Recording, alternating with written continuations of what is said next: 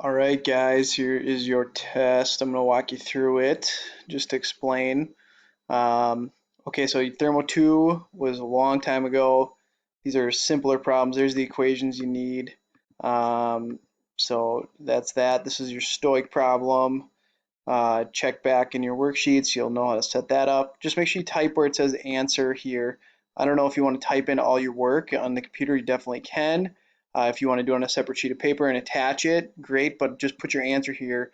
If you don't show your work, I can't give you partial credit, and I want to give everybody partial credit. Thermo 3 is Hess's law, so flipping and making sure that the stuff's on the right side. It's easier to definitely do on a separate sheet of paper. Thermo 4, you'll have to use the tabulated values so that you'll have to use this document right here to get you the values that you need for uh, the worksheet.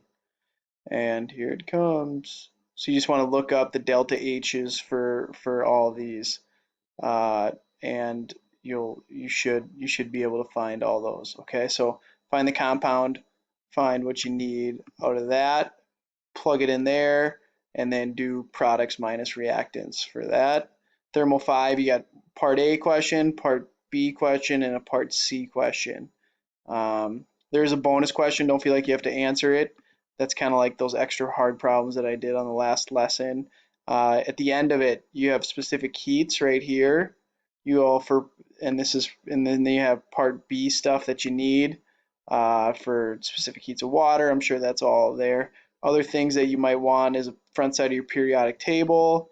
Um, Certain questions are worth 2 points, but that's it. Good luck, guys. Let me know if you got any questions. Alrighty.